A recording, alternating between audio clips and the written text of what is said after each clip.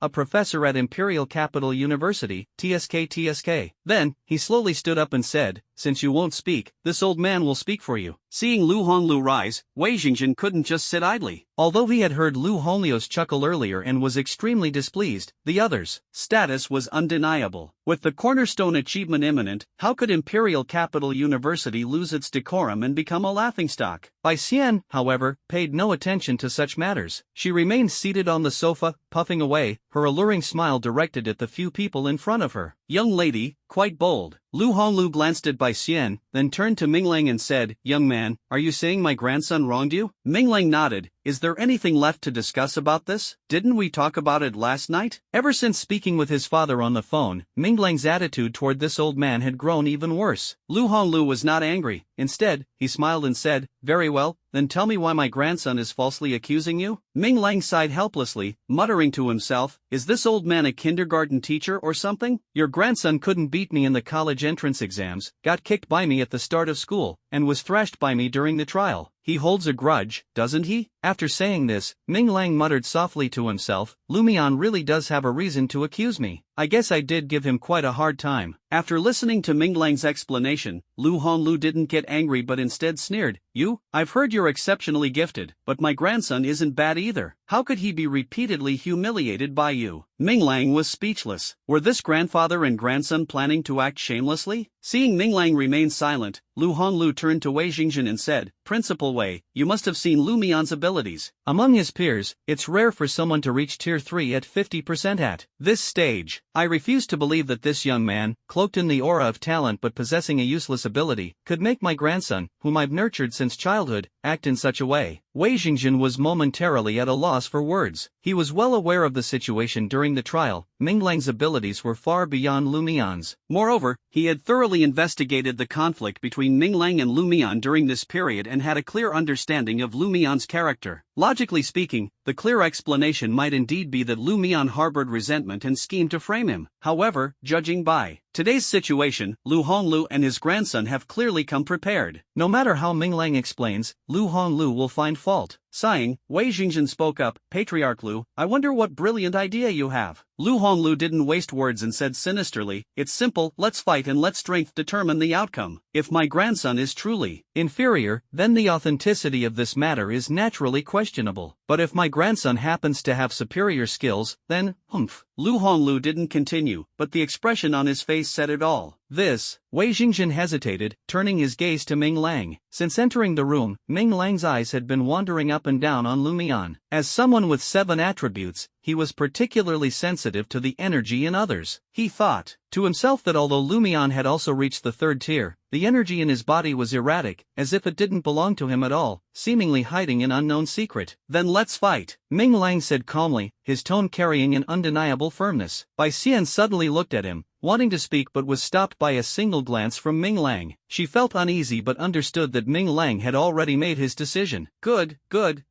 Lu Honglu laughed heartily, his eyes gleaming with admiration. As expected of Bian Rongtian's grandson, bold and courageous. Then you set the time. Ming Lang waved his hand and said decisively, don't bother with all that. What's the point of a 7-day agreement? Let's do it today, get it done early. A trace of surprise flashed in Lu Honglio's eyes, but he quickly nodded approvingly, his expectations for Ming Lang growing even higher. Very well, then I shall take Lu Mian to the training ground and wait for you. Lu Mian was also full of excitement, mouthing the words "you're doomed" to Ming Lang before quickly following his grandfather out the door. Hu Fei stood awkwardly in place, hesitating for a moment before chasing after the two. He thought to himself, it seems this duel is destined to be extraordinary. You're too arrogant. As soon as the 3 left, Bai Xian immediately stood up, pointed at Ming Lang, and shouted, that old man dared to openly propose a duel, which means, he must have prepared Lu Mian thoroughly. It's fine that you accepted, since we can't back down from a fight, but why didn't you leave yourself some time to prepare? Wei Jingjian chimed in from the side, that's right, Ming Lang, you were really reckless this time. If you lose, Lu Honglu will definitely make you pay the price. Ming Lang looked at the two's eager expressions and couldn't help but feel touched. He could tell that they genuinely cared about him. He chuckled and said nonchalantly, why leave time for preparation? I don't want to wait, that feeling is too unbearable. Besides, haven't you noticed that Lu Mian's strength was forcibly enhanced? Bai Xian wore an expression of deep frustration, as if lamenting over unfulfilled expectations, and said bitterly, of course we noticed that. But, with the Lu family's resources, providing Lu Mian with some equipment and power is far too easy. If you're unprepared, you'll suffer greatly. Ming Lang tapped his fingers, his expression as infuriating as it could be, with a confident smile tugging at the corner of his mouth. Who said I'm unprepared? No matter how strong the Lu family is, can they compare to the Ming family and the Bian family? Are you serious? After hearing Ming Lang's words, the light returned to their eyes, as if they had seen the dawn of hope again. Bai Xian suddenly remembered the energy crystal core that Bianzai had handed to Ming Lang before leaving, and her heart trembled. She let out a long breath and jokingly scolded, you little rascal, you had a plan all along but didn't bother to tell me. However, Bianzai's energy crystal core is incredibly powerful, so you must be careful when using it. If you accidentally kill Lu Mian, this matter will be hard to resolve. Ming Lang nodded and agreed verbally, but he had other plans in mind. He wasn't particularly concerned about the power of the energy crystal core given by his uncle, he was more eager to test the power of the chromium warhammer as soon as possible. Seeing that Ming Lang already had a plan, Wei Jingjian stepped out from behind the desk, patted him on the shoulder, and said, Xiao Bai, you don't need to worry too much. Ming Lang had already reached the 3rd tier during the trials, and now, after so much time has passed, his level surely won't be lower than Lu Mian's. Bai Xian also looked smug, stood up, grabbed Ming Lang's wrist, and said, of course, just look at whose student it is. Suddenly, her expression froze, and the strength in her hand increased slightly. What's wrong? Wei Jingjian asked in confusion. Bai Xian shook her head in disbelief, and a stream of energy from her hand entered Ming Lang's body. After several checks, her smug expression instantly turned into anger, and she gritted her teeth as she said, what the hell have you been doing in the lab all this time? Why hasn't your rank improved at all? Hearing Bai Xian's words, Wei Jingjian was also stunned and quickly grabbed Ming Lang's wrist. He thought to himself, this is truly shocking. Upon inspection, this kid, from the start of the semester until now, hasn't made any progress and is still stuck at the 3rd rank with only 1%. What's going on here? Didn't you receive the ability crystals the school sent you? Ming Lang stuck out his tongue, not expecting Bai Xian to test his level out of the blue. Ever since Yin Wuxiu granted him permission to skip classes, he had been holed up in the lab studying that warhammer, leaving no time for cultivation. Unlike Lu Mian, Ming Lang had always concealed his rank well. Unless someone deliberately probed, no one would pay attention to his level. Got it. Ming Lang became obedient. It's just that I haven't had the chance to use it yet. I've been busy researching other things lately. Upon hearing Ming Lang's explanation, Bai Xian's anger flared. She flung his hand away and shouted sharply. Are you messing around with that useless research again? I've told you before, without strength, everything is meaningless. This world is still a world of abilities. Technology has already declined. Even if your ability is weak, as long as you possess immense energy, you can still become powerful. Do you really want to spend your life clinging to a pile of scrap metal? Quiet. The entire office was incredibly quiet. Ming Lang's expression shifted from surprise to coldness, as an indescribable sense of heaviness surged in his heart. At this moment, he finally understood that Bai Xian had long harbored prejudice against his abilities. Looking at Bai Xian's face, filled with anger, Ming Lang felt a pang of disappointment. So, this is what you think too? You also believe my abilities are useless? With a self-deprecating smile, Ming Lang took a step back, gave Bai Xian a deep look, and turned to walk out the door. He was determined to fight, to use this battle to prove that his abilities were not worthless, to show that technology still had a glimmer of hope. Watching Ming Lang's lonely figure fade away, Bai Xian felt a sharp pain in her heart. Once upon a time, she had said the same words to someone else. Xiao Bai, what you said was a bit too harsh. Wei Jingzhen's voice pulled Bai Xian out of her memories. She slowly raised her head, her once confident gaze now replaced by endless confusion. Principal, I'm doing this for his own good. Wei Jingzhen looked at the woman he had watched grow up since childhood, opened his mouth as if to say something, but could only let out a sigh.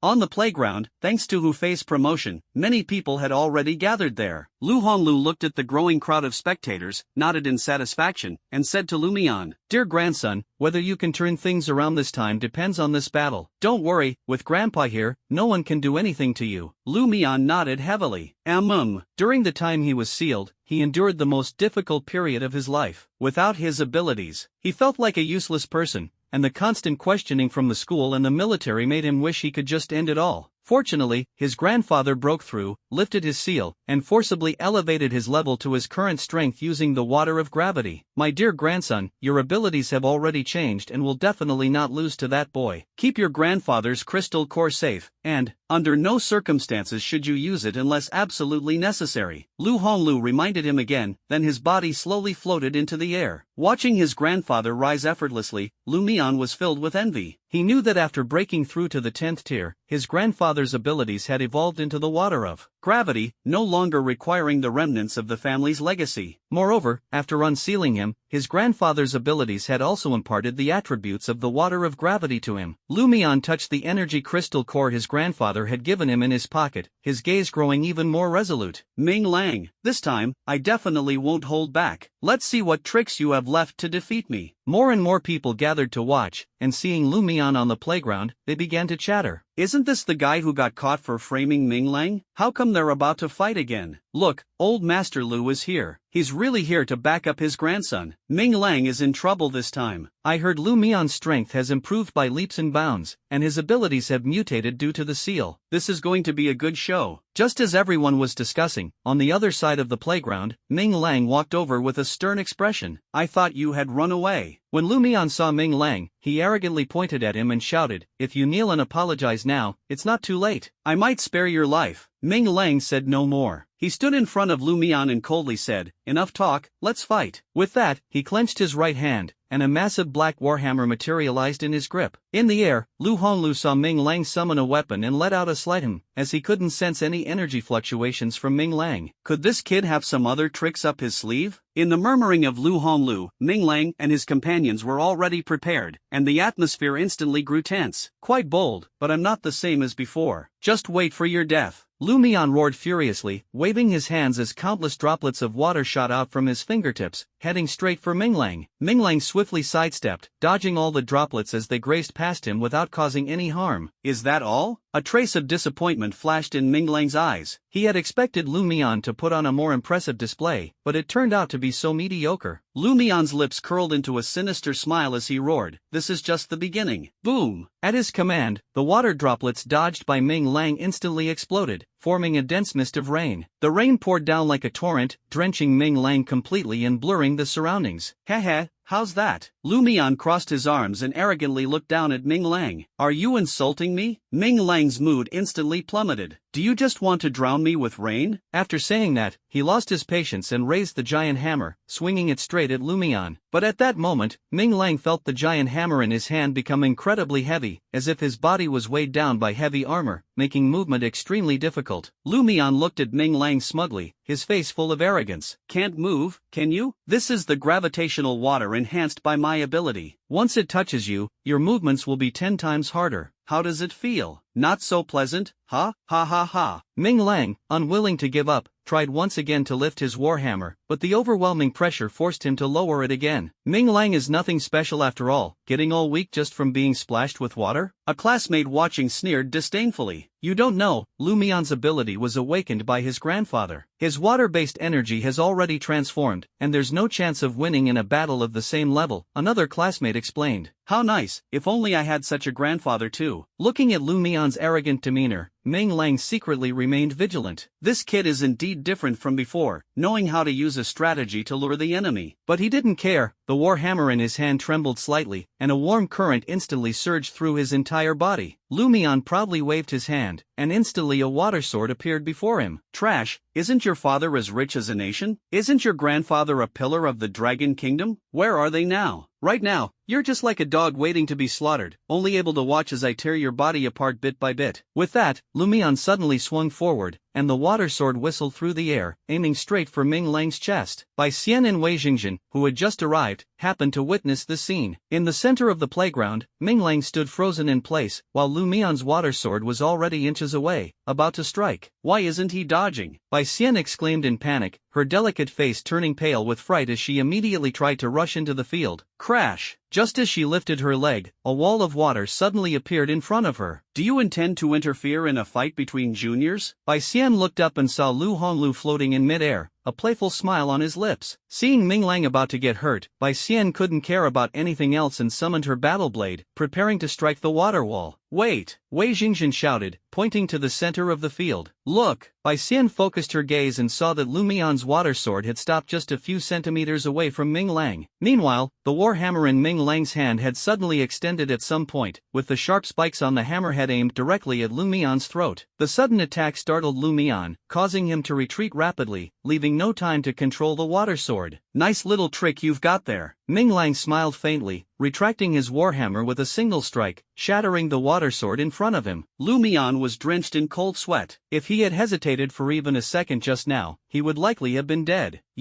How could you break free from the gravity water? Ming Lang sneered disdainfully and said slowly, no matter how your ability changes, isn't it still just water? Before the voice had faded, the warhammer in Ming Lang's hand turned from black to red, and a scorching aura enveloped the entire playground. Boom! The raging fire element instantly swept over Ming Lang's entire body, evaporating the gravity-infused water on him in an instant. Watching Ming Lang effortlessly neutralize his ability, Lumion's eyes grew even more ruthless, and the sinister water element began to surround him. You actually thought of this method. Let's see how much you can evaporate. Gurgle, gurgle. Under the lawn of the playground, small bubbles kept emerging one after another, followed by a clear stream slowly spreading along the positions of the bubbles. Gravity swamp. Ming Lang immediately recognized this skill. It was the same one Lumion had used during the trial competition. Lifted his foot slightly, the heavy feeling struck again as the gravity-infused water, now past his ankles, reappeared. Around the playground, not only was there a crowd of students, but many teachers had also caught wind of the commotion and rushed over to join the spectacle. Is this a battle between two third-tier students? Such a grand scene. That water element student must have used some special technique, otherwise, relying solely on third-tier abilities, it would be impossible to create such a vast water domain. Bai Xian naturally noticed the anomaly as well. Her gaze burned with hatred, like flames, fixed on Lu Honglu in the air, her silver teeth grinding audibly. Shameless! Lu Honglu glanced at Bai Xian, the corner of his mouth curling into a cold sneer as he said disdainfully, Dean Bai, don't make wild assumptions. Doing so might affect the relationship between the Lu family and Imperial Capital University. Buzz! Lu Honglio's body trembled, and the entire field was instantly enveloped in a sense of dampness. A threat. A blatant threat. Imperial Capital University had stood for a century and had never endured such humiliation. If not for the previous pillar of the Dragon Nation from Imperial Capital University falling in battle, how could they have been reduced to being bullied by Lu Honglu? Wei Jingjian instinctively glanced at Bai Xian and let out a helpless sigh. The two people in the battle were not disturbed. Ming Liang looked at the vast gravity-infused water beneath his feet, but his heart remained calm. this is the move I've been waiting for. Though his feet were restricted, Ming Liang's hands moved freely. He held the warhammer horizontally, and with a slight exertion of force, the hammer instantly split into two halves. One half adhered to his leg, and the active nanomolecules immediately covered his entire lower body, isolating him from the gravity-infused water. Glancing at the still smug Lumion, Ming Liang let out a cold laugh and plunged the other half of the warhammer directly into the water. Idiot! Didn't I tell you, no matter how your ability changes, it's still water. Zila! A flash of white light streaked across his right arm, and Ming Lang's ability instantly transformed. The raging fire element was replaced in an instant by the crackling thunder element, which surged directly into the warhammer through his arm. Standing in the water as well, Lumion never expected Ming Lang to pull off such a move. Watching the chaotic electric snakes coiling around the opponent's warhammer, his eyelids twitched uncontrollably. Not good. He was startled, wanting to retract his ability, but such a large area of gravity-infused water wasn't something that could be withdrawn so easily. Electric snakes hissed, spreading instantly throughout the entire water area via conduction. Completely unprotected, Lumion had no time to escape and was immediately electrocuted into a charred corpse. After being electrocuted, Lumion's vision blurred, and his brain took a while to recover. Ming Lang did not press the attack, as a single strike was far from enough to quell the resentment in his heart. With no support left, the water area gradually receded, and the effect of the gravity water had dissipated. Ming Lang flexed his limbs, recondensed the nanomolecules into a warhammer, and revealed a sinister smile as he said grimly, "Had your fun? Now it's my turn." As soon as the words were spoken, Ming Lang gathered strength in his legs, and with a swift movement, he charged at Lumion with his battle hammer. Lumion, who had just regained his senses, saw Ming Lang rushing at him fiercely. With no time to react, he hurriedly summoned a water shield in front of him. "Here comes the hammer." Ming Lang roared loudly, gripping the hammer handle and smashing it down hard toward Lumion's head. Bang! Ripples rose above the water escape, yet it remained completely intact. The rebound force was so strong that Ming Lang staggered. So sturdy? Ming Lang was momentarily stunned, then quickly struck again with another hammer blow, but still failed to shatter the water escape. After 2 strikes, Lumion, who was behind the water escape, finally reacted and unconsciously glanced upward. Ming Lang, sharp-eyed, immediately caught Lumion's expression and followed his gaze to the sky. Lu Honglu was still calmly overlooking the battlefield, a sly smile playing at the corner of his mouth. "Scoundrel, calling for reinforcements, huh?" Ming Lang spat on the ground, a trace of disdain flashing in his eyes. Seeing that Ming Lang had already noticed, Lumion no longer hid it and arrogantly said, "Come on, if you've got the guts, try breaking my water release. I'll be right here waiting." Seeing Lumion's infuriating expression, Ming Lang couldn't help but want to rush over and slap him right then and there. However, with Lu Honglio's reinforcement, this water barrier was simply not something he could break through at the moment. Ming Lang's brain worked rapidly as he quickly scanned the entire battlefield, a plan forming in his mind. "Alright, let's see how many strikes it takes for me to smash your old turtle shell." Ming Lang shouted loudly, raising his war hammer once again, his momentum seemingly drawing on all his strength. 80. Ming Lang shouted the slogan as he swung the war hammer down with one hand, while his other hand was hidden behind his back, clearly trying to conceal something. Seeing that Ming Lang still refused to give up this reckless behavior, Lu Honglu sneered contemptuously, "So this is all the grandson of Bian Rongtian amounts to." But just as the grandfather and grandson both thought Ming Lang would be repelled again, suddenly, Lu Honglio's pupils contracted sharply, and he shouted downward, "Lumion, use the crystal core." Lumion was stunned upon hearing this and suddenly realized that the warhammer about to strike down had disappeared. In Ming Lang's hand, which had been behind his back, there was now a pitch-black long blade that had appeared at some unknown moment. The long blade had a peculiar shape, arcs of electricity flickering along its edge. Its semicircular form bypassed the water technique and slashed directly toward the person behind it. No time to think, Lumion hurriedly took out the crystal core his grandfather had given him. The surging water element instantly enveloped his entire body, forcibly blocking Ming Lang's strike. Phew, just in time. Lumion let out a long breath, the feeling of narrowly escaping death leaving him displeased. He had thought that with his grandfather's help, he could easily take down this worthless opponent in front of him, but from the very start of the battle, he hadn't gained the slightest advantage over the other party. At this point, he no longer wanted to hide. Raising the energy crystal core in his hand, he said with a face full of hatred, "Ming Lang, I Admit I underestimated you before, but this battle between us ends here. I will now show you what the gap between geniuses truly means. The energy of the crystal core slowly emerged, and the dense water element made even the spectators feel the terrifying power of this crystal core. Hu Fei looked at the crystal core in Lumian's hand, his face overflowing with excitement. He had bet correctly. With this crystal core, no matter how monstrous Ming Lang was, he would definitely not be a match for Lumian. Ha ha ha, hit him, grind this annoying waste into dust. Hu Fei had gone mad, his long-suppressed emotions finally erupting. He laughed loudly, pointing at Ming Lang in the arena, completely ignoring how others around him might perceive him. Hu Fei, what nonsense are you spouting? Hu Fei's voice was so loud that almost everyone present heard him. Wei Jingzhen frowned deeply and couldn't help but reprimand him. Principal. Hu Fei was startled by Wei Jingzhen's voice, his body trembling slightly. Though his tone weakened, he still spoke viciously. There's no need to watch this fight anymore. Ming Lang is bound to lose. Principal, you should consider cultivating someone else. Already furious with Lu Honglio's actions and having nowhere to vent her anger, Bai Xian found a perfect outlet. She directly placed the blade on Hu Fei's shoulder and shouted sternly, Hu Fei, if you dare spout nonsense again, I'll chop you up alive. Hu Fei glanced at the sky and saw Lu Honglu looking at him meaningfully, which instantly gave him confidence. What's this? Now people aren't even allowed to speak the truth? Ming Lang is bound to lose. Bai Xian was well aware that Ming Lang was currently struggling in a tough battle. She shouldn't focus her attention on this trash. Her eyes shifted, and she shouted coquettishly, nonsense. You say Ming Lang will lose, so do you dare to bet with me? Hu Fei saw Bai Xian hesitate to act, his smugness growing even more. What shall we bet on? As soon as the words were spoken, Ming Lang gathered strength in his legs, dashed forward with a warhammer in hand, and charged at Lumian. The battlefield instantly grew tense, the atmosphere like a raging storm. Lumian, who had just regained his composure, saw Ming Lang's aggressive approach and had no time to react. Hastily, he summoned a water shield in front of him, cursing inwardly, this kid is crazy. Here comes the hammer. Ming Lang roared, gripping the hammer's handle tightly and smashing it down toward Lumian's head with fiery battle intent. Bang! Ripples spread across the surface of the water release, yet it remained completely unscathed. The rebound force was so strong that Ming Lang staggered, secretly astonished in his heart, so sturdy? He hesitated for a moment, then struck another heavy blow, but still failed to shatter the water release. Lumian finally realized something, his gaze unconsciously flicking upward. Ming Lang, sharp-eyed, immediately caught Lumian's expression and followed his gaze to the sky, his heart tightening. Lu Honglu was still calmly overlooking the battlefield, his face showing an amused expression. You scoundrel! Calling for reinforcements. Ha! Ming Lang spat on the ground, a trace of disdain flashing in his eyes as he thought to himself, I will not lose this fight. Lumian, realizing that Ming Lang had already discovered his little secret, no longer hid it and arrogantly said, come on, if you've got the guts, try breaking my water shield. I'm standing right here waiting. Seeing Lumian's infuriating expression, Ming Lang wanted nothing more than to rush over and slap him. However, with the reinforcement from Lu Honglu, this water shield was something he couldn't break through at his current level. Ming Lang's mind raced as he quickly scanned the entire battlefield. A plan formed in his head, and a cold smile appeared at the corner of his mouth. Alright, let's see how many strikes it takes for me to smash this old turtle shell of yours. With a loud shout, Ming Lang once again raised his warhammer, his momentum unstoppable, as if he was using every ounce of his strength. 80, he shouted as a battle cry, swinging the warhammer down with one hand while keeping the other hand hidden behind his back. Seeing that Ming Lang still refused to give up on such reckless behavior, Lu Honglu sneered disdainfully, thinking to himself, even Bian Rongtian's grandson is only a so-so. However, just as the grandfather and grandson both assumed Ming Lang would be repelled again, Lu Honglio's pupils suddenly contracted sharply, and he shouted downward, Lumian, use the crystal core. Lumian was momentarily stunned upon hearing this, then suddenly realized that the descending warhammer had vanished. In Ming Lang's hand, which was turned away, there was now a pitch-black long blade that had appeared at some unknown time. The blade had an unusual shape, with arcs of electricity flickering along its edge. Its semicircular form bypassed the water shield and directly slashed toward Lumian behind it. There was no time to think. Lumian hurriedly took out the crystal core his grandfather had given him. In an instant, surging water elements enveloped his entire body, forcibly blocking Ming Lang's strike. Phew! Just in time. Lumian let out a long breath, but the feeling of narrowly escaping death left him deeply frustrated. He had thought that with his grandfather's assistance, he could easily take down this worthless opponent in front of him. Yet, since the battle began, he hadn't gained the slightest advantage over Ming Lang. At this point, he no longer wanted to hide. Raising the energy crystal core in his hand, he said bitterly. Ming Lang, I admit I underestimated you before, but this battle ends here. I will now show you the true gap between geniuses. The energy of the crystal core slowly emerged, and the dense water element made even the spectators feel the terrifying power of this crystal core. Hu Fei looked at the crystal core in Lumian's hand, his face brimming with excitement. He had bet correctly. With this crystal core, no matter how monstrous Ming Lang was, he could never be a match for Lumian. Ha ha ha, attack! Grind this annoying waste into dust. Hu Fei had gone mad, his long-suppressed emotions finally erupting. Ignoring how others around him might see him, he laughed wildly and pointed at Ming Lang in the arena. Hu Fei, what nonsense are you spouting? Hu Fei's voice was so loud that almost everyone present heard it. Wei Jingzhen frowned deeply, unable to stop himself from reprimanding him. Principal. Hu Fei was startled by Wei Jingzhen's voice, his body trembling. Though his voice weakened slightly, he still spoke viciously. There's no need to watch this battle anymore. Ming Lang is bound to lose. Principal, you should consider cultivating someone else. Already furious with Lu Honglio's actions and with nowhere to vent her anger, Bai Xian found the perfect outlet. She directly placed her blade horizontally on Hu Fei's shoulder and shouted sternly, Hu Fei, if you dare spout nonsense again, I'll chop you to pieces. Hu Fei glanced at the sky and saw Lu Honglu looking at him meaningfully, which instantly gave him confidence. What? Now people aren't even allowed to speak the truth? Ming Lang lost. Bai Xian also knew that Ming Lang was currently struggling in battle and that she shouldn't focus her attention on this trash. Her eyes shifted, and she shouted coquettishly, nonsense. You say Ming Lang will lose, so do you dare make a bet with me? Seeing Bai Xian hesitate to act, Hu Fei grew even more smug. What kind of bet? We'll bet on their victory or defeat. If Lumian wins, the previous trial, competition bet between Ming Lang and you will be voided, and I will publicly shout 3 times, Professor who has great judgment, I, Bai Xian, am just blind. But if Ming Lang wins, in addition to the previous bet, I also want you to hand over the method you researched for attribute fusion. Hu Fei's voice rang out on the playground, carrying an undeniable momentum. Upon hearing this bet, a trace of hesitation flashed in Hu Fei's eyes. Attribute fusion was the result of his painstaking research over more than 10 years, and he was naturally reluctant to give it up easily. However, on second thought, with Lumian possessing the ability crystal core, there was no way he could lose, especially with Lu Honglu supporting him from behind. Victory was assured. Alright, let's do it, but I want to add one more condition. If Ming Lang loses, I want him to kneel and apologize to me. Hu Fei's voice carried a hint of smugness, as if victory was already within his grasp. Bai Xian's heart tightened. After all, Ming Lang was her friend, and she dared not make decisions lightly. She wanted to refuse, but the words got stuck in her throat and she swallowed them back. Ha ha ha, there's no need to hesitate. Ming Lang has no chance of winning. If you don't believe me, just watch. Hu Fei laughed heartily, his gaze sharp as a hawk as he fixed his eyes on the scene. Bai Xian's heart skipped a beat, and she quickly turned her attention to the arena. The previously one-sided situation had completely shifted. At this moment, Lumian was wielding a crystal core, and the surging gravitational water was relentlessly bombarding Ming Lang. The enhancement from the crystal core had elevated the power of the gravitational water by more than one level. Ming Lang was forced to defend, swinging his warhammer with storm-like ferocity, barely managing to fend off each attack. This won't work. If this drags on, his stamina will be completely drained. Ming Lang gritted his teeth and retrieved Bianzai's energy crystal core from his spatial bracelet. He truly didn't want to resort to using the crystal core unless absolutely necessary. But if he lost today, given the personalities of Lumian and Lu Honlu, they would definitely not let him off easily. Without his life, how could he prove himself? Retracting his warhammer, Ming Lang raised his own crystal core as well. The violent fire attribute immediately clashed with the opponent's water attribute. In an instant, the field was engulfed in a dazzling interplay of red and blue light, as if the very elements of heaven and earth were trembling in response to their battle. The two desperately activated the crystal cores in their hands, their powers clashing in the air, resulting in a temporary stalemate. Lu Honglu hadn't expected that Ming Lang also possessed a crystal core, while the one he had given to Lumian was merely one he had crafted back when he was at the 10th tier. This won't do. If this continues, Ming Lang will lose. Lumian has been forcibly elevated by Lu Honglu and is now half a tier higher than Ming Lang. Wei Jingzhen's voice echoed through the scene, filled with urgency. Ha ha ha, just wait to lose. Hu Fei laughed wildly, as if he could already see Ming Lang kneeling before him. Bai Xian was anxious. She could see the situation Wei Jingzhen had described, her brows furrowed tightly, her heart full of worry. Just then, a sound of something breaking through the air came from afar. Everyone looked up, only to see a dark figure speeding through Lu Honglio's mist barrier and rushing toward them. Pop! With a strange sound, the flying black shadow slammed straight into Lu Mian's face, plunging the scene into chaos. With a direct hit, the black shadow quickly retreated, leaving a deep red mark on Lu Mian's face before landing beside Ming Lang. This sudden attack not only stunned everyone present but also interrupted the two who were locked in combat. Lu Mian's mind went blank, his face full of disbelief. Who am I? Where am I? Did I get hit by a toilet plunger? Ming Lang was also stunned for a moment, but immediately seized the opportunity, put away the crystal core warhammer, and grabbed it instantly. Stay down for me. The warhammer, carrying a fierce gust of wind, whistled as it smashed toward Lu Mian's chest. Although Lu Honglu reacted as quickly as possible, he was still a step too late. Thud! A mouthful of fresh blood spurted out from Lu Mian's mouth as he was struck by the warhammer, sent flying backward, and crashed into the grass field, leaving a deep trench. Ah! Lu Honglu wailed as he saw his grandson beaten to the brink of death, rushing over to pick up Lu Mian. Seeing his grandson's mouth continuously spilling blood, his handsome face pale as paper, Lu Honglio's eyes burned with rage as he glared hatefully at Ming Lang. You dare hurt my grandson! I'll kill you! With a roar, Lu Honglu extended his palm. The entire playground instantly became chaotic as 11 water dragons burst from the ground, rushing toward Ming Lang in a frenzy. The immense pressure swept across the entire playground, leaving Ming Lang, already exhausted, with no chance to escape. Looking at the water dragon before him, Ming Lang, despite feeling extremely unwilling in his heart, had no other choice. Just as he was preparing for a desperate fight, a graceful figure suddenly blocked his path. Shi Yiru, who had been watching the battle from the sidelines, had long anticipated that the opponent would strike to kill. The moment Ming Lang sent Lu Mian flying, she was already prepared. With a gentle lift of her jade-like hand, one energy crystal core after another flew out, emitting intense beams of light toward the water dragons. The treasure that had been regarded as a secret weapon by the two combatants earlier was now being detonated by Chi Yiru as if it cost nothing. Bang! With each crystal core explosion, a water dragon dissipated in the air. After 10 explosions, all the crystal cores thrown by Chi Yiru had shattered, yet one water dragon still roared through the air toward her. Seeing the water dragon about to pounce on Chi Yiru, Ming Lang reacted quickly and pulled her aside. Planting the war hammer forward, it instantly transformed into a nanocrystal shield, while Steel Egg rapidly spun around him. One person and one hammer stood firm against the oppressive force brought by the water dragon. In the blink of an eye, the water dragon slammed into the crystal shield. Despite Ming Lang's desperate resistance, he was still sent flying. Ming Lang! Two girls screamed loudly, and Lu Honglu clearly had no intention of stopping. He raised his hands, and 11 more water dragons appeared. Die! The water dragons arrived in an instant, this time moving even faster. In the blink of an eye, they flew over Chi Yiru's head, heading straight for Ming Lang. How dare you bully me? Cut them down for me! Bai Xian, who had just broken through the water wall, leaped into the battlefield. 7 war blades, glowing with various lights, charged straight at the water dragons. Thud! 7 muffled sounds echoed as 7 water dragons were severed at the waist, turning into a mist of water in midair. Wei Jingzhen was a step slower, hurriedly throwing out a ball of yellow light to shield Ming Lang, shattering 3 more water dragons. 1 more left. Chi Yiru's face was pale as she frantically ran toward Ming Lang. However, her delicate body couldn't keep up, and she could only watch helplessly as the water dragon roared and slammed into Ming Lang. Bang! The water dragon struck, instantly creating a deep pit at Ming Lang's location, even deeper than the one from earlier with Lu Mian. No! Chi Yiru's face was full of despair. Could Ming Lang still survive under the resentful strike of Lu Honglu, who had already broken through to the 10th tier war god? Her body trembled uncontrollably as she staggered toward Ming Lang. She wanted to slow her steps so she could delay seeing that heartbreaking scene. Bai Xian had already lost the ability to think and stood frozen on the spot. That strike just now seemed to hit her hard as well. That glib-tongued young man is gone just like that? The one she had deemed capable of inheriting her grandfather's legacy is gone just like that? A murderous aura appeared on her delicate face, and an incomparably violent energy surged skyward. Old scoundrel, give me back my brother's life. Bai Xian's voice was on the verge of breaking, and an unprecedented hatred made her energy turn fierce. The 7 battle knives merged into one, and she almost exhausted all her strength, fiercely slashing in the direction of Lu Honglu. Seeing Bai Xian make the first move, a barely noticeable smile appeared at the corner of Lu Honglio's eyes, and he murmured, "Perfect timing, another one to eliminate. Putting down Lumion, Lu Honglu leapt into the air, and the moisture on the entire playground instantly enveloped him. Compress, compress again. All the moisture rapidly condensed together at a speed visible to the naked eye and was compressed into a water sphere the size of a basketball in an instant. Staring at the water sphere in the air, Wei Jingzhen's eyelids twitched uncontrollably, and he immediately shouted at Bai Xian. Bai Xian, stop! But Bai Xian refused to listen. The terrifying aura emanating from the water sphere ignited a fury in her heart. Ming Lang's death had dealt her a devastating blow. This strike, she absolutely could not hold back. Just as the two abilities were about to collide, a soft yet resolute voice suddenly came from behind Bai Xian. Dean Bai, stop. Ming Lang is not dead. Bai Xian's body trembled, and the battle blade in her hand instantly halted. She quickly turned her head to look. She saw Ming Lang, covered in mud and water, being supported by Qi Yiru, walking toward her from the deep pit created by the heavy blow earlier. Lu Honglu was so shocked that he was dumbfounded. Although the previous strike hadn't used his full strength, it wasn't something a mere third-tier brat could withstand. He wasn't dead? Damn it! The plan is completely ruined. Cursing inwardly, Lu Honglu quickly reached into his pocket, pressed the button on the communicator, and slowly bent down, trying to conceal his panic. Seeing Ming Lang safe and sound, Bai Xian was overjoyed and quickly ran toward him. However, Ming Lang merely cast her a cold glance and, with Qi Yiru's assistance, walked straight toward Lu Honglu. Bai Xian's hand froze in midair. She had intended to check Ming Lang's injuries but realized he was still holding a grudge over her previous words, leaving her with a faint sense of disappointment. Ming Lang limped over to Lu Honglu, gently pushed Qi Yiru aside, straightened his chest, and said coldly, "You old geezer, you're so dishonorable." A glint of killing intent flashed in Lu Honglu's eyes as he thought to himself, that strike just now failed to kill Ming Lang, and now the best opportunity has already passed. If I act again, it will seem too deliberate. A fair duel, and you resort to a sneak attack? What else is there to say? He tried to find an excuse, feigning innocence, as his right hand rose again, preparing to put on a show and eliminate Ming Lang. However, Bai Xian and Wei Jingzhen had already anticipated his intentions. They quickly positioned themselves to Ming Lang's left and right, determined not to let him succeed. Is this what you're talking about? Ming Lang sneered coldly, raised his hand, and unexpectedly pulled out an ordinary toilet plunger, thrusting it directly in front of Lu Honglu's face. If it weren't for this, I would have been killed by you long ago. His eyes sparkled with a provocative fire, as if fearless and ready to face any challenge at any moment. Looking at the broken toilet plunger in front of him, Lu Honglu's eyes were filled with confusion. This worthless thing actually managed to withstand my attack? Setting aside his doubts, Lu Honglu's expression hardened as he declared righteously, "I don't care what this thing is. Everyone saw it. You resorted to using external objects to ambush me on her in order to win. Killing you is perfectly justified." The bright aura gradually became chaotic, his delicate face began to twist, as if corroded by an invisible force. A sense of death enveloped him entirely. External force? Ming Lang slowly raised his head, a flame of defiance igniting in his eyes. Lu Honglu suddenly noticed that Ming Lang's eyeballs had turned crimson, no longer resembling those of a human. This is my damn superpower. My superpower. Partner. Just moments ago, Ming Lang thought he was doomed, but at the instant the water dragon struck his body, Steel Egg swiftly shielded him. He couldn't understand how such a small body could unleash such immense energy, managing to forcibly block Lu Honglu's attack. "Sir, I believe I can do many things for you." This was the last sentence Steel Egg uttered before breaking apart. Recalling all the events since his superpower awakened, Ming Lang's heart surged with madness. The roar was hoarse, like countless phantoms screaming from hell. His body trembled violently, as if something was about to burst out, an infinite sense of death enveloping him. Seeing Ming Lang in this state, Qi Yiru inwardly exclaimed that something was wrong, quickly stepped forward, embraced him, and gently stroked his hair. Humming a tune without lyrics, Qi Yiru's ability slowly emerged, and a massive phantom appeared behind her. Unlike the vengeful ghost during the trial competition, the phantom now resembled an elegant fairy playing a harp. Accompanied by Qi Yiru's singing, it instantly brought Ming Lang to a state of calm. The onlookers were too far away to see what was happening clearly. They only heard Ming Lang's roar, followed by the sight of a delicate young girl embracing him. An ability partner? It's actually a toilet plunger. Haha, this guy is hilarious. Is he crying because he's too sad? And there's a girl comforting him online? What a perk. I can't take it anymore. Watching a duel and getting hit with romance, I'm going home to cry for a bit. The crowd's chatter did not disturb the few people in the arena. Those surrounding Ming Lang clearly felt a momentary drain of their vitality. As Qi Yiru soothed him, Ming Lang slowly fell asleep, his breathing becoming steady. Qi Yiru gently laid him on the ground, and as she stood up, her gentle expression vanished, replaced by a gaze as cold as ice. Lu Honglu,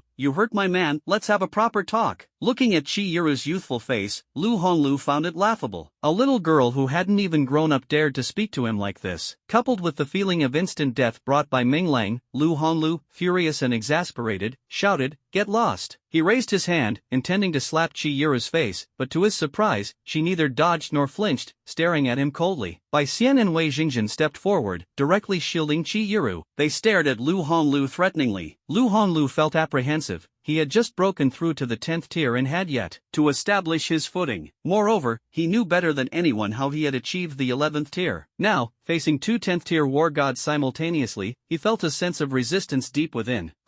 This matter isn't over. With a flick of his sleeve, Lu Honglu bent down to pick up Lu Mian and prepared to leave. Wait! Chihiro gently pushed aside the two people in front of her, blocking Lu Honglio's path. Girl, don't seek death. Lu Honglio's eyes flashed with a cold light. Chihiro tapped the ring on her thumb, her expression icy as she said, "You wanted to kill my man, and you think I'll just let you walk away?" Lu Honglu could no longer hold back. The failure of his plan had left him furious, and now he was being threatened by a little girl. How could he tolerate that? He decided to teach this ignorant girl a lesson. Raising his withered hand, a water ball immediately appeared in his palm, ready to be hurled at Chihiro. Whoosh! A sharp sound pierced the air, and the water ball shattered instantly. Lu Honglu felt himself locked onto by two powerful auras. Turning his head, he saw three figures approaching from the distance. Two of them were at the 10th tier. Lu Honglu quickly assessed the cultivation levels of the two individuals. Standing in front of the two 10th tier experts was a middle-aged man dressed like a fisherman, who bellowed, in a deep, resonant voice, "Old Master Lu, first you hurt my son, and now you want to attack my daughter-in-law. The Lu family certainly knows how to throw its weight around." Ming Zilin. As he watched the man approach step by step, a cold glint appeared in Lu Honglio's eyes. If he could kill him now, the plan would be more than halfway complete. "Give up. Do you think you can escape after killing me? Or do you plan to abandon your grandson and run away on your own?" Ming Zilin's voice was as sharp as a blade, piercing straight to the heart of Lu Honglu. Lu Honglio's heart tightened. Although he had thoughts of escaping, he absolutely did not want Ming Zilin to see through him. "Chairman Ming, this old man doesn't understand what you're saying." He said this, but he was secretly anxious in his heart. Ming Zilin no longer pursued the matter, let out a cold laugh, squatted down, and fixed his gaze on his son Ming Lang. Ming Lang was lying weakly on the ground. Ming Zilin frowned, anger flaring in his heart. Such a good child, beaten like this. "Lu, you really hit hard." This sentence was like a heavy hammer, striking fiercely at Lu Honglio's heart. Lu Honglio's face darkened as he coldly said, "Chairman Ming, watch your words. Your son ambushed my grandson first, and I merely gave him a slight punishment, which could be considered as teaching your junior a lesson on your behalf." "Teaching him on my behalf?" Ming Zilin tilted his head and sneered at him. "What do you think you are, teaching my son a lesson on my behalf?" Lu Honglu was furious to the extreme, momentarily at a loss for words. He hadn't expected Ming Zilin to dare to retaliate against him so brazenly. Ming Zilin, having lived in the fishing village for over a decade, had long developed a fearless personality. Facing Lu Honglu, he showed no signs of backing down. "Sorry, I spoke too harshly." Ming Zilin symbolically patted his mouth, then changed his tone. "So, what should we do about this?" Lu Honglu felt apprehensive and glanced at the two 10th level experts behind him, his voice trembling slightly. "He ambushed my grandson." "Cut the nonsense. Isn't it just leaving him half-crippled? I'll pay. Row, transfer the money." Ming Zilin rudely interrupted him, forcefully taking over the conversation with an imposing aura. Chihiro did not hesitate and quickly dialed a number, speaking concisely and forcefully. "Father,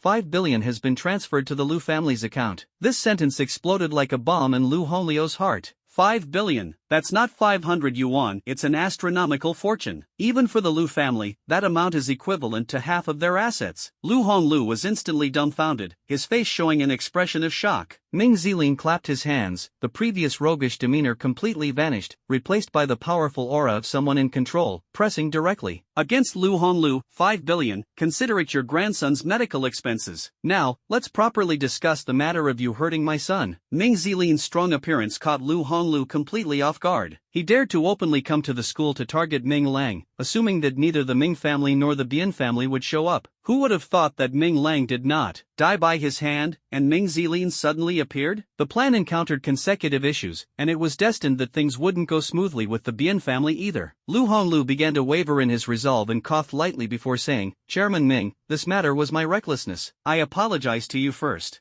Smack! A crisp slap stunned everyone present. No one expected that Lu Honglu, a future pillar who had broken through the 10th tier, would be slapped in public. Lu Honglu was furious, but faced with two 10th level masters eyeing him like tigers, along with Bai Xian and Wei Jingzhen, he had no choice but to swallow his anger. What good is an apology? Should I go to your house now, crush everything, and then apologize to you afterward? Lu Honglu dared not speak. There weren't many 10th level war gods in Longhua, yet this Ming Zilin managed to recruit 3 by offering immense resources. If it hadn't been for that person patting his chest and assuring him back then, he would never have thought of clashing with the Ming family. Then what do you want to do? Although his voice was full of anger, Lu Honglu still compromised. How is it? Ming Zilin circled around him, constantly sizing him up and down. What's worth exploiting in your old arms and legs? The humiliation in Lu Honglu's eyes grew even stronger. He even wanted to recklessly slap this annoying person to death. But he didn't dare. Failure of the plan would mean losing the upper hand, and resisting further would only expose them faster. At that point, it wouldn't just be the Ming family crushing them, that person would also annihilate the Lu family completely. I remember your Lu family seems to have something called gravity water, right? Ming Zilin pretended to recall something, slapped his forehead, and said. Upon hearing gravity water, Lu Honglu let out a long sigh of relief. You want it? Then I'll give it to you. No, Ming Zilin waved his hand. What I want isn't the one produced by your old man's abilities. I want the mother liquid of your Lu family's gravity water. Impossible, Lu Honglu blurted out. That gravitational water is the foundation of the Lu family's rise. Without the purification of the mother liquid, the younger generation of the Lu family will no longer awaken high-level water-based abilities. If that happens, even if that person is willing to spare him, the fall of the Lu family will be inevitable. Not giving it? Ming Zilin feigned a look of surprise, then turned to a 10th level enshrined and said, Second brother, inform third brother, take action. Ming Zilin's decisive demeanor made Lu Honglu's eyelids twitch uncontrollably. This madman, renowned for his fearsome reputation over the past 20 years, is capable of anything. Even the current border calamities seem like obedient children in his presence. Watching the 10th rank consecrator about to make a call, Lu Honglu seemed to make a big decision. Gritting his teeth, he said, I'll give it, but I can only give 2/3. Ming Zilin waved his hand, signaling that there was no need to make the call. Why didn't you say so earlier? It saves everyone from souring the mood. Old Master Lu, you're quite generous. I originally thought getting half would already be good enough. Mean, so damn mean. Lu Honglu's current gaze seemed as if he wanted to bite Ming Zilin to death. With a long sigh, he said coldly, Can my grandson and I leave now? Ming Zilin impatiently waved his hand. Safe travels, no need for farewells. I have no mood to treat you to a meal. Lu Honglu couldn't stay in this place for even a moment longer. He picked up the still unconscious Lu Mian and flew straight out of the campus. Damn, having superpowers is really great, you can even fly. With a sigh, Ming Zilin turned his gaze to Bai Xian and Wei Jingzhen. His actions had already left Bai Xian and Wei Jingzhen stunned. Someone like Lu Honglu actually compromised under the pressure of an ordinary person like him. The Ming family is indeed not to be underestimated. The same thought emerged in both of their minds, and their gazes toward Ming Zilin became more respectful. Mr. Ming, the injury Ming Lang sustained at school was due to our negligence. I deeply apologize for this. Wei Jingzhen stood in front of Ming Zilin and spoke sincerely. It has nothing to do with you. This little rascal was just showing off. Still, I have to thank the school. If it weren't for your excellent education, my son wouldn't have developed such a strong character. Ming Zilin no longer displayed his arrogant demeanor in front of Wei Jingzhen. His courteous manner now resembled that of a typical student's parent. Ro, take this boy to the car, Ming Zilin instructed, then sought approval from Wei Jingzhen and the other person, saying, There are some matters at home recently. I'd like to take this boy away for 2 days. Is that all right? Wei Jingzhen glanced at Bai Xian, who seemed hesitant to speak, and then gave Ming Zilin a meaningful look, saying, Ming Lang is Dean Bai's student. You'll need to ask her about this matter. Ming Zilin's gaze once again locked onto Bai Xian. Bai Xian opened her mouth slightly. Though she was worried about Ming Lang's injuries, the constraints of her identity left her powerless, so she could only nod gently. After receiving her consent, Ming Zilin did not hesitate further and swiftly left the campus with 2 attendants. Bai Xian watched their departing figures, her eyes revealing a mix of complexity and anxiety. Ming Lang will definitely be fine. She shook her head, trying to put Ming Lang's matter behind her, and roared at the sky, Hu Fei, you lost. In the suburbs of the imperial capital, inside a brand new villa, Akiko Lin and Chihiro sat by the bedside, gazing at the sleeping Ming Lang and speaking softly. That brat is acting up again? Akiko Lin looked at his son's sleeping face, his eyes filled with doting affection. Yes, it's already been stopped, Chihiro replied, her tone carrying a hint of pride. Thank you.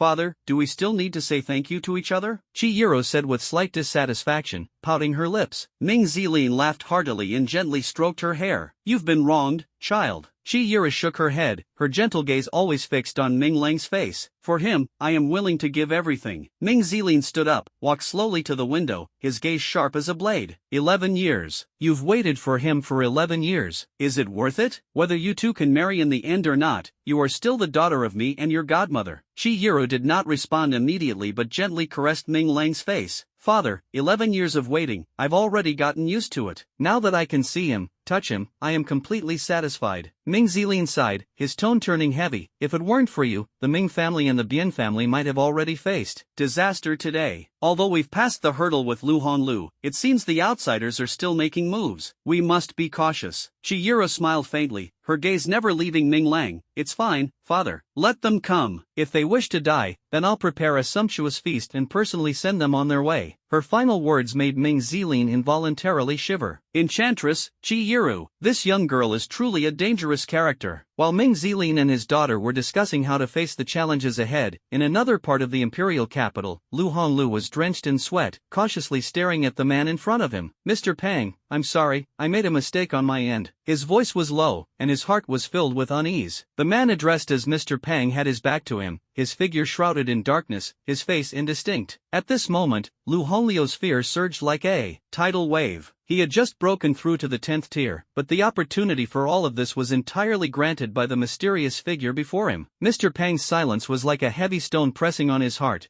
making Lu Honglio's heart pound and cold sweat stream uncontrollably down his forehead. He knew that this Mr. Pang was by no means a kind person, and the absolute reverence he commanded among the other race made him feel immense pressure. Ha ha ha. Mr. Pang let out a cold laugh, causing Lu Honglio's body to tremble violently as he thought to himself, it's over. It's fine, just a failure. Try harder next time. Mr. Pang's voice was as gentle as a spring breeze, yet carried an invisible pressure that made Lu Honglu even more fearful. Why yes, yes. Lu Honglu hurriedly echoed, secretly vowing in his heart, rest assured, next time I guarantee I won't fail. Listening to Lu Honglio's heartfelt promise, Mr. Pang slowly turned around. In the darkness, his face resembled a ghost, with only the glasses perched on his nose faintly glimmering. Well said. As long as you are determined, you won't let down my efforts in nurturing you, to help you break through the 10th tier. I'm afraid I'm the only one in this world who can do it. Do not disappoint me. A trace of ruthlessness flashed in Mr. Pang's eyes. Lu Honglu quickly nodded, almost feeling the urge to kneel on the spot. The domineering aura he had displayed earlier at Imperial Capital University had completely vanished by now. Is this your grandson? Mr. Pang slowly walked to the bedside, gazing at the unconscious Lu Mian, a sinister smile curling at the corner of his lips. Yes, Mr. Pang, Mianer is still young. Lu Honglu spoke with difficulty, full of anxiety. The child is seriously injured. I'll take him back and heal him for you. Mr. Pang grabbed Lu Mian's clothes without hesitation and walked toward the door, saying as he went, Bian Rongtian probably won't live much longer. Soon, I'll send someone to assist you in wiping out the Bian and Ming families. Just wait. Before the words had fully landed,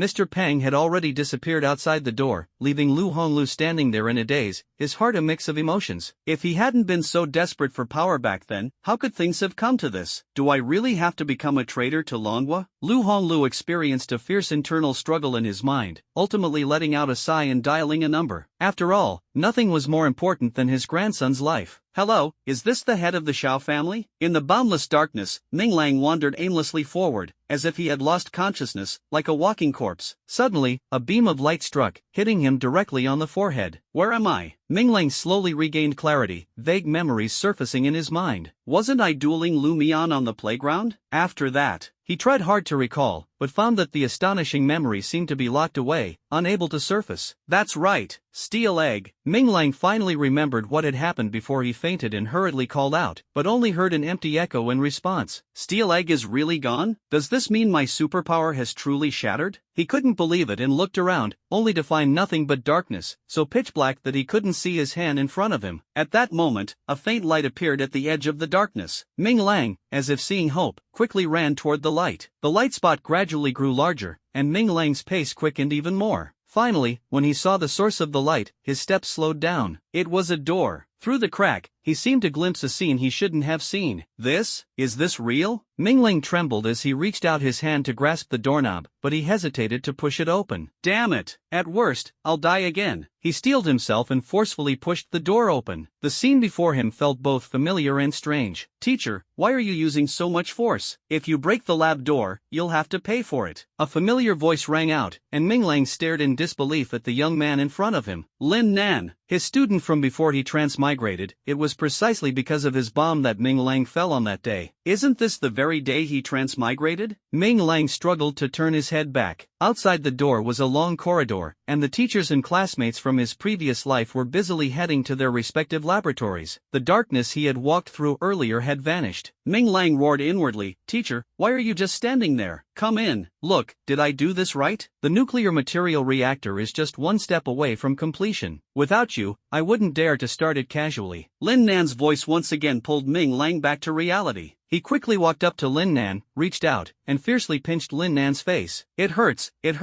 Lin Nan broke free from Ming Lang's large hand with a look of terror, stepping back and staring at his teacher. What was wrong with the teacher today? Not only was he not wearing protective gear, but he also seemed soulless. Could it be that his secret research on the miniature nuclear bomb had been discovered? Muttering to himself, Lin Nan cautiously asked, Teacher, are you okay? Ming Lang stared at his own hands, unable to believe the real sensation he had just felt. He had actually traveled back again. Looking at that familiar face, Minglang's expression kept shifting. There was surprise, there was disappointment. In the end, he tilted his head back and used laughter to suppress the tears that threatened to fall. Ha ha ha, I'm freaking back again. Lin Nan looked at the seemingly crazed Minglang and instinctively took a step back. Is the teacher happy or what? Maybe I should just go ahead and tell him about the nuclear bomb. Having made up his mind, Lin Nan quietly retrieved a small box from the corner of the laboratory and walked up to Minglang with a grin. Teacher, I prepared a surprise for you. Minglang adjusted his mood. Since he had already traveled back, he would never let the tragedy of his previous life happen again. What surprise is it? In high spirits, he turned to look at Lin Nan, and that glance nearly made his hair stand on end. It was that box. In his previous life, it was the contents of this box that caused both him and Lin Nan to die in an explosion in the laboratory. Minglang snatched the box away and pointed at Lin Nan's nose, reprimanding him. Do you know how dangerous this thing is? You actually made something like this behind my back. Hearing Minglang's scolding, Lin Nan pretended to look aggrieved and said, Teacher, today is your birthday. I made a cake for you. What's so dangerous about that? Minglang was stunned. He clearly remembered that in his previous life, the explosion in the laboratory happened right after Lin Nan opened this box. Could it be that after traveling back, things had changed? Suspiciously glancing at Lin Nan, Minglang shifted his gaze to the box. With his years of research on various substances, he could sense no terrifying aura emanating from the box. Perhaps it's heaven's mercy on me. It wouldn't let me die again just after crossing back. Thinking this, Minglang slowly opened the box. At that moment, a strong wave of energy suddenly filled the air, causing Minglang's heart to tighten abruptly and his expression to turn grave. His intuition told him that this seemingly harmless box definitely concealed an unspeakable secret. Surprise! Amid Lin Nan's cheer, Minglang saw the contents of the box clearly and was instantly dumbfounded. This is actually a fried egg? I was almost scared to death, and you used a fried egg to mess with me? Minglang's face was full of dark lines as he angrily glared at Lin Nan. Do you think this prank is very funny? Saying this, Minglang furiously tried to slam the box onto the table. Teacher, don't! Lin Nan suddenly shouted, his face showing undisguised panic. But everything was already too late. At the moment the box touched the table, the object resembling a fried egg trembled violently, and dazzling light burst forth from the yolk. Immediately afterward, a scorching wave of air filled the entire laboratory in an instant. Lin Nan! No one knew how much time had passed when Minglang suddenly opened his eyes and anxiously called out his student's name. He found himself still standing at the doorway, one hand tightly gripping the doorknob, without pushing it open. Was it an illusion? Minglang let out a long sigh and looked into the room again. The familiar scene had already vanished, and a starkly contrasting white room appeared beyond the door. He shook his head, summoned his courage, and pushed the door open. As soon as he stepped inside, a glass table in the center of the room caught his attention. On the table, a brownish-yellow leather book lay quietly. Minglang walked closer for a better look, and his eyes widened in shock. Isn't this my book of supernatural powers? He stepped forward and flipped through a few pages. Apart from the 2 chapters he had seen before, the rest of the content was actually blank. I didn't shatter my ability? Muttering to himself, Minglang looked around the room. Sir, of course you didn't. Hearing this familiar voice, voice, Ming Lang was overjoyed. Steel Egg, you're still alive. Sir, as long as your energy remains abundant, I will always exist. The familiar voice and the familiar conversation put Ming Lang's heart at ease. Where is this? Ming Lang asked, casually pushing open a door in the room. Good heavens! Ming Lang let out a cry of surprise, as the scene before him was simply too overwhelming. Inside the room was an endless starry sky, with several interstellar warships floating above the vast galaxy. Sir, here is your superpower. My superpower? Isn't it that book? He suppressed the shock in his heart and continued to push open another door. Sure enough, the scene before him once again made his heart skip a beat. Electric currents, like wild serpents, danced recklessly throughout the room, while amidst the currents, countless molecular bombs roamed frantically. Ming Lang hurriedly shut the door, falling to the ground in fright, as he discovered a bomb flying straight toward him. Sir, you don't need to be afraid. Everything here belongs to you and won't harm you. Gangden's voice echoed in the empty room. Ming Lang cursed inwardly, feeling embarrassed by his earlier reaction. With a light snort, he returned to the desk. Sir, your superpower is not limited to this technological pioneer. With SSS-level potential, it naturally has infinite room for development. Development potential? I'm already at the 3rd tier and haven't seen a single thing. What kind of development are you talking about? Ming Lang rolled his eyes, curled his lips, and said, what kind of development potential is that? There's not even a tangible object. Are you kidding me? Sir, does everything here belong to you? Everything? Ming Lang's eyes sparkled with brilliance as he quickly ran toward the door from earlier. A starship. With this thing, crushing Lu Honglu would be a piece of cake. After opening the door, Ming Lang rushed straight inside without hesitation. Duong! Ah, damn it! An invisible wall of air slammed directly into Ming Lang's forehead, causing him to curse loudly in pain. Sir, your rank is insufficient to gain access to this room. Rubbing his aching forehead, Ming Lang cursed inwardly. Why didn't you say so earlier? Steel Egg's voice remained calm and unhurried, lingering in Ming Lang's ears. Sir, the 3 rooms on the right are available for your current rank. Ming Lang glared at the ceiling and grumbled as he walked to the right. This time, he didn't act as recklessly as before but carefully opened the door to the 3rd room on the right. The door opened, and Ming Lang was immediately stunned on the spot. Empty? Nothing at all? Ming Lang gritted his teeth in anger, furious like a fox with its fur bristling. Steel Egg, do you think a toilet plunger suits you well? Steel Egg seemed to understand his meaning and mechanically replied, Sir, the items in this room are right on your right arm. Right arm? Ming Lang reached out to take a look, and the technological arm guard slowly revealed itself. These rooms are actually set up according to the chapters of the Book of Abilities? Then the 2nd room must be related to physique. Could there be some hidden test inside? Ming Lang's heart stirred, and he decided not to touch the mysterious 2nd room. Instead, he directly opened the 1st door. As soon as the door was pushed open, he was instantly stunned by the scene before him. A familiar laboratory, memories of his past life surged like a tide, but Lin Nan was nowhere to be seen. Ming Lang stepped inside, his gaze immediately locking onto the familiar box on the table. A fried egg? His heart tightened. Could it be another bomb? Despite feeling uneasy, he decided not to open the box for now but carefully carried it to the hall. Steel Egg, will this thing explode? He asked. Sir, all the items here belong to you, and you will not be harmed. Steel Egg's voice was calm and resolute. Upon hearing this response, Ming Lang finally felt relieved. He slowly opened the box, inside which lay a bomb resembling a fried egg, looking innocent and pitiful. He examined it carefully and found nothing unusual. Could such a small thing really contain immense power? Recalling the intense heat he felt earlier, Ming Lang couldn't help but frown and decided to study this fried egg in depth. Precise and ingenious, yet lacking in rigor, this was Ming Lang's first impression of the fried egg. He never expected that it was actually made by that rascal Lin Nan. Upon further investigation, Ming Lang was surprised to discover that the interior of the yolk contained nearly tangible nuclear material, swaying like a pool of liquid. This thing? If it exploded in my previous life, I'm afraid the entire area would have been obliterated. Carefully placing the fried egg back into the box, despite Steel Egg's assurances, Ming Lang still didn't dare to let his guard down. After all, he had no desire to experience the pain of being blown to pieces again. Setting down the box, Ming Lang was just about to push open the 2nd door when he suddenly recalled the hallucination he had before entering. Since this is my ability, then what was that hallucination earlier? That sensation was so vivid it's unforgettable. Steel Egg, do you know what happened before I came in? He asked, his tone tinged with confusion. The entire room fell into silence, except for the open door, with a stark whiteness all around. After a long time, Steel Egg finally spoke slowly. Sir, I know. What happened? Ming Lang asked eagerly, his heart filled with doubt. Gangden's voice seemed to slow down, and after a long pause, he spoke in a tone Ming Lang had never heard before. Sir, I cannot say. You currently do not have the clearance to know. My own business, and I don't even have the clearance to know about it? Ming Lang's voice grew urgent. The more mysterious Gangdan acted, the more his curiosity was ignited. Sir, please exit the supernatural space after visiting the second room. Staying here too long will only affect your mental strength. Ming Lang was unwilling to give up, understanding in his heart that this was likely the key to his journey back. Although he had never thought this way before, there were family and friends here, he still could not integrate into this world. He could not accept a world where technology was scoffed at, just as he could not accept a marriage without love. However, no matter how much he asked, Steelegg still repeated the same sentence, without any further communication. After several fruitless inquiries, Ming Lang had no choice but to give up. Since he didn't have the authority now, then he would level up. Level up to a rank that grants authority. With a plan in mind, Ming Lang directly opened the second door. The moment the door opened, the fragrant aroma of medicine invigorated him. Various dazzling medicines were neatly displayed on both sides of the room, while numerous medical devices were placed at the far end of the room. In the center of the room, a small table held several bottles of medicine arranged neatly. As expected, the technology related to the first chapter of the Book of Abilities could only be medical. Ming Lang's lips curled into a smile as he walked toward the few bottles of medicine. His knowledge of medicine was limited to knowing that one should take cold medicine when catching a cold. However, these few bottles of medicine brought him an unusual feeling. Upon closer inspection, the variously colored medicines shimmered in the bottles, emitting a crystalline glow. Ming Lang picked up a bottle and saw the label boldly marked with the words "Stop Bleeding." He then picked up several other bottles, each labeled with treatments for various diseases. One of the bottles even had the words "Cancer Cure" written on it. If this potion is truly effective, it would practically mean gaining an extra life. With this in mind, Ming Lang carefully placed all the potions back in their original positions, fearing that any bottle might break due to his excessive force. Closing the door, Ming Lang sat in front of the glass table, staring at the Book of Abilities in deep thought. Lin Nan's fried egg, the first chapter on medical technology, the second chapter on power technology, what could the third chapter be? At this rate, when he reaches the pinnacle of abilities, he might be able to roam across the entire universe, wouldn't he? But does this world really need technology? Thinking about everything that has happened since crossing over, the once clear Will now feels a bit lost. Inside the villa, Ming Zilin, who was ready to leave, touched Ming Lang's forehead again. This brat has been unconscious for 2 days and still hasn't woken up. Chihiro stood behind him, her face full of worry, and said, "Yeah, these past 2 days he's been crying and laughing. I don't know if he's dreaming or what." Ming Zilin slowly stood up and gave Chihiro a reassuring look. "It's fine." The boss checked him out. "The brat should be okay. I won't wait anymore. You and him continue living at school as we discussed, and contact me promptly if anything happens." With that, he got up and walked toward the door. Chihiro glanced at Ming Lang on the bed and escorted Ming Zilin to the door. Ro, according to your plan, will they really take the bait? Chihiro playfully stuck out her tongue. "I don't know either." "You little rascal, you've even learned to keep people guessing." Ming Zilin affectionately patted her head, teasing her with a laugh, and then, accompanied by 2 attendants, got into the car. Chihiro watched the dust trail as the car drove away. Her playful demeanor had vanished, and her expression gradually turned somber. With such a big piece of cake here, how could they not take the bait? I just wonder how many fish will be served on the table this time. Muttering to herself, Chihiro turned and walked toward her room. 1 day later, while cultivating in her own room, Chihiro suddenly sensed a surge of energy emanating from Ming Lang's room. Chihiro's face lit up with joy as she rushed out of the room and hurried toward Ming Lang's room. "You're awake." The still somewhat dizzy Ming Lang shook his head and took a moment to regain his senses. "Where is this?" "This is our home in the imperial capital." Chihiro took a glass of water and handed it to him, then reached out to grab Ming Lang's wrist.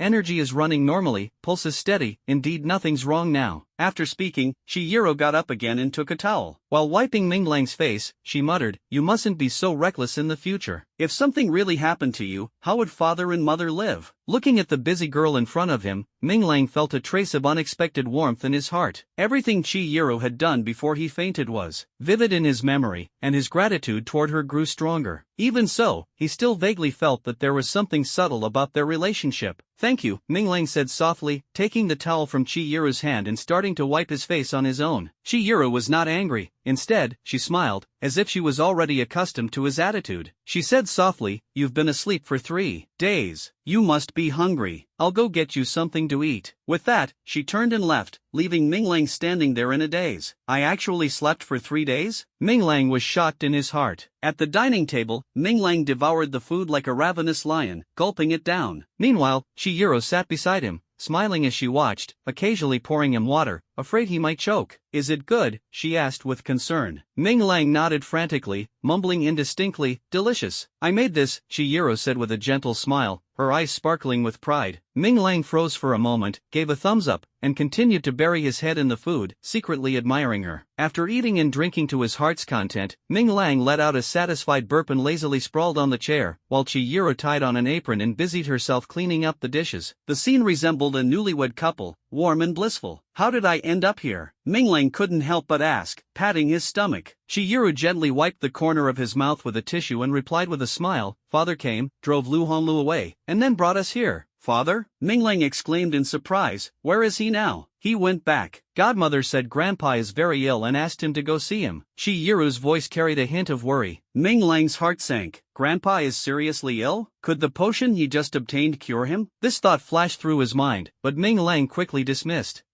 He understood deep down that the injuries of a dignified 11th-tier pillar of Long Nation were not something a mere 3rd-tier figure like him could heal. While the two were chatting casually, the sound of the television in the living room suddenly caught their attention. Breaking news: Long Nation's pillar, Bien Rongtian, is gravely ill and is now seeking healing methods nationwide. Any effective solution will be greatly rewarded. Upon hearing this news, Minglang's face showed a trace of shock. Grandpa's illness is this serious, he thought to himself. However, Chihiro appeared very calm, staring intently at the photo of Bien Rongtian on the television, as if pondering something. Her father's actions were indeed astonishingly swift. "Do you also know about Grandpa's situation?" Seeing Chihiro's calm expression, Minglang turned and asked. "Yes, I know a little. How is Grandpa doing?" Chihiro put down the utensils in her hand, wiped her hands with an apron, and said, "Father mentioned it before he left, telling us to focus on studying here and not to worry about family matters." As she spoke, she picked up another apple from the plate and directly stuffed it into Minglang's mouth, smiling as she said, "So, once you're healed, we'll go back to school. Now go back to your room and rest." She didn't give Minglang a chance to ask further questions, turning around to continue tidying up. Although Chihiro's expression was very natural, Minglang still noticed a hint of something unusual on her face. "Hiding something from me?" Minglang bit off a large chunk of the apple, feeling puzzled, but he didn't press further and went straight back to his room. Hearing the sound of Minglang closing the door, Chihiro paused her actions and looked toward Minglang's room, deep in thought. "As long as you can be well, I'll handle all the hot potatoes for you." Early the next morning, Minglang, whose injuries were already completely healed, clamored to return to school. Unable to dissuade him, Chihiro had no choice but to agree. On the way back, Minglang, sitting in the passenger seat, suddenly thought of something and asked Chihiro, "Before I fainted, did something change about me?" Chihiro's expression changed slightly but quickly returned to normal. "No, you're overthinking. The family's offering checked you over. You're just overly exhausted after the great battle, and coupled with Lu Honglio's pressure, you simply couldn't bear it." Minglang clearly didn't believe this explanation, but since Chihiro was unwilling to elaborate, he didn't want to press further. He knew his own body best, and he still remembered that faint sense of deathly stillness. Though it lasted only a moment, it left an indelible impression on him. But such things clearly shouldn't happen to a normal human being. Perhaps Chihiro doesn't want to get caught up in the turmoil either. It's better not to mention it, just be more careful in the future.